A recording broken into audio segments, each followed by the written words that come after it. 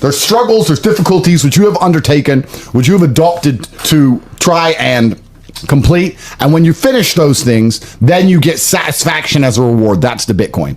The only other alternative to that to feel good is hedonism, which is drugs and alcohol, and that's not going to satisfy you for very long, and it's also going to destroy your life. So it's extremely important.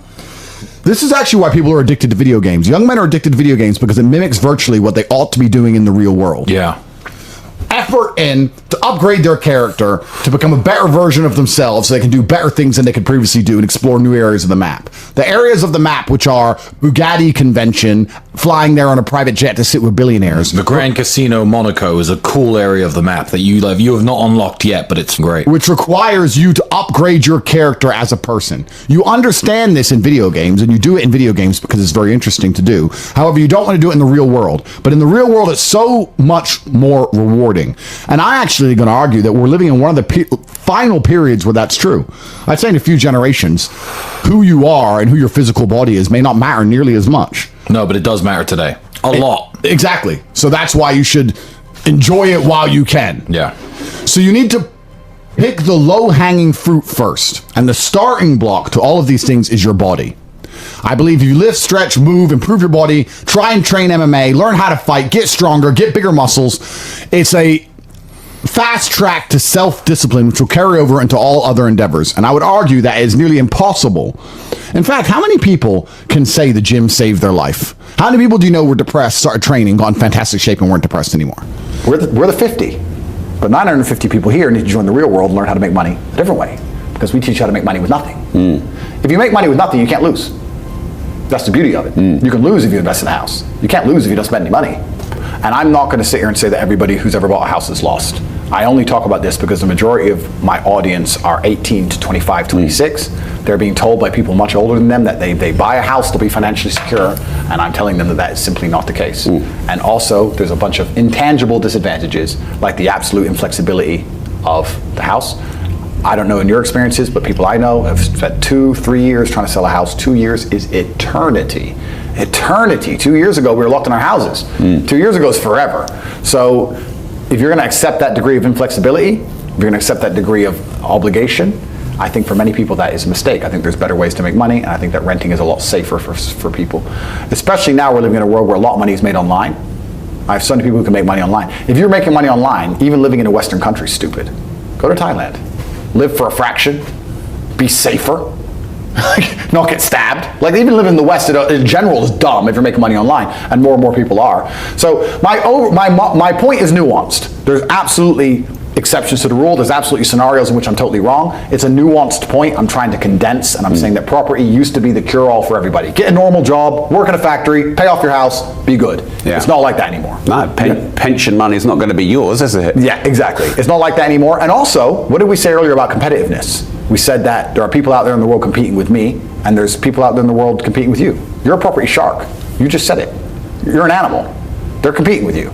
Like you can pay more for it and overpay for it because you know you're going to have whatever. You can buy the houses next door and put shit tenants in them. Like if you want to fuck somebody, you could. So they're also competing with sharks, and this is the point I'm making. The reason I'm anti-property is because often it's a 24-year-old guy who just got his first good job out of uni. He might be able to, if he eats ramen noodles for the next 15 years, pay off this fucking council terraced house in Liverpool. And I'm like, bro, that is not going to save your life. You're going to be 50 in a shit house. That's dumb. Correct. I think that if you have a lot of wealth, parking your money into assets in general is good. I think that property is a pretty safe asset overall, globally. It does go through some ups and downs, but property performs, you know. It's certainly a fantastic place. I think as a way to generate wealth, there's some people who say it can be done. That's fine. But I think it's very inflexible. I've always preferred flexibility. I think we now live in a world where a lot of money can be made online, a lot of money can be made from a phone, a lot of money can be made from a computer. And also, this all ties back into the very beginning where I said the ultimate bottom line of the world is violence. Well, if they're going to do it to the whole population, I agree. But if they're going to do it to an individual, I disagree. Yeah, if you don't pay your parking ticket, they'll take your house. Sooner or later. May take a year, may take 2 years, they'll take your house. So my question is this, do you own it? This is my problem with property. I own my house. Do you? If they can take it off you anytime you annoy them? No. If you don't pay your mortgage for 3 months, you'll see you own your house. Yeah, that's right. If you don't pay your taxes, see you own your house. If you don't wear a mask when they tell you to and you get a fine for not wearing a mask and you think that's injustice and you don't pay the fine and they add money to the fine, then it goes to court, you're supposed to turn up, you don't, they send a bailiff, you tell the bailiff to get fucked, they will take your house. So if you don't wear a mask, they take your house. So do you own it? This is a philosophical question and you can answer. Do you feel like you own your property? Because I would argue that you don't own shit. I agree with you. And for me, it's just a philosophical thing where I think that anything that can be taken off of you, you don't own.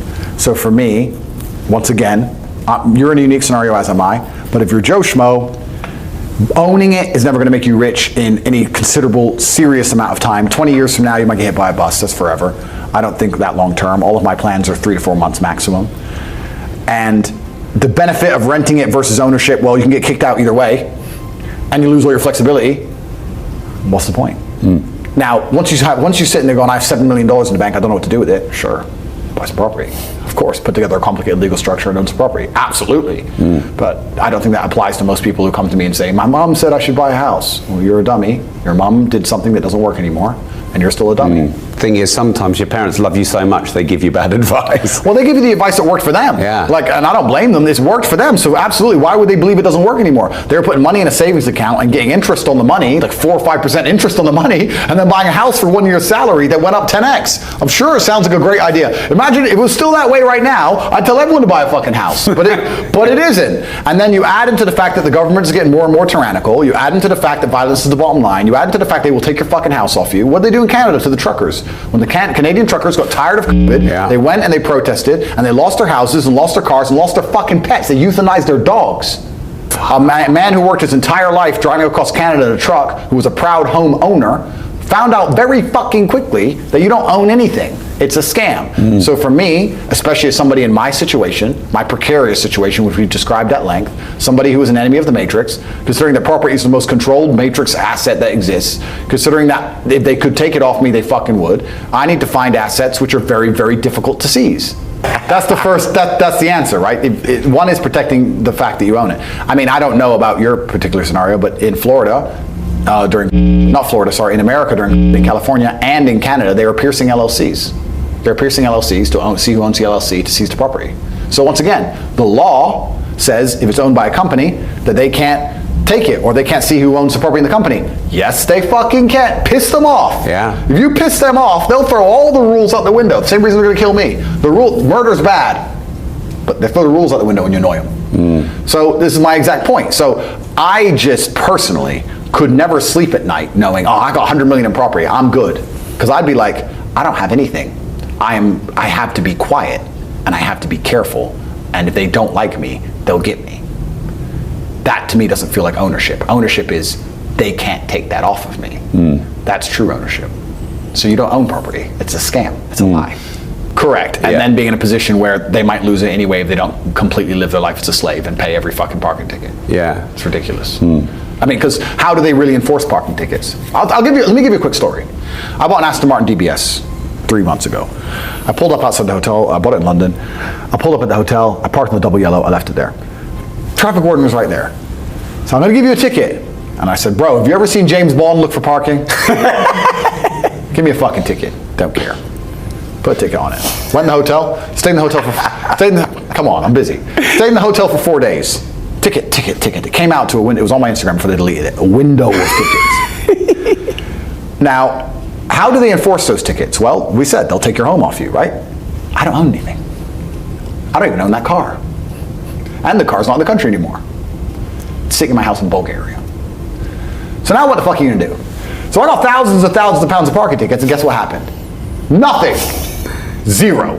Because I don't play by the stupid rules the Matrix tells me to play by. If I was Joe Schmo and I ignored them, I would lose my home.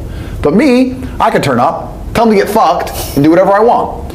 And what you'll actually learn is that much like parking tickets, pretty much all laws on earth and all rules on earth have there's an economic level to which you must adhere, and there's an economic level to which you don't have to adhere. Anything that's financial in and of itself is basically saying it's okay for rich people to do anyway. Let's say I agreed to pay the fine. Cool. I didn't have to look for parking. I paid $3 grand. That's worth 5 minutes of my time. So it's basically saying it's okay for a price. So it's okay for rich people, it's not okay for poor people. Whenever there's a fine as a punishment, they're basically saying no poors, no brokies, where rich people can do it. Look at banks. They make billions of dollars breaking the rules and pay $1 million fine. It's okay for the rich. It's not allowed to do it with the poor. If you do that, if you pull off some fraud as a brokey, guess what happens? Jail time. Did the bankers go to jail? Fucking never. This is the whole way the whole entire world works. So, extrapolating that out, yes, at a certain economic level, there are things you can do and Aikido you can pull that make property fantastic. But as a brokey, it's bullshit.